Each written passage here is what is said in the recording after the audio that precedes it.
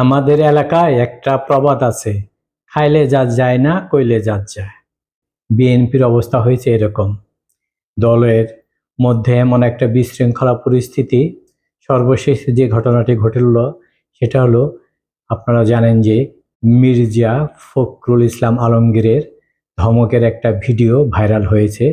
তিনি এক কর্মীকে ধমক দিচ্ছেন, আর সেই ধমকের ভিডিওটি শেয়ার করার ফলে ফরিদপুরের এক ছাত্রদল নেতার পদ চলে গেছে, তাকে বহিষ্কার করা হয়েছে। আর সেই বহিষ্কারের কারণ হিসাবে দেখানো হয়েছে তিনি নাকি দলীয় শৃঙ্খলা ভঙ্গ করেছেন। তাহলে মির্জা ফখরুল ইসলাম আলমগীর সাহেব যে ধমক দিলেন, তিনি কি দলীয় শৃঙ্খলা ভঙ্গ করেননি? এই দলটি নিয়ে আসলে আমি কি বলবো কিছুই বুঝতে পারছি না।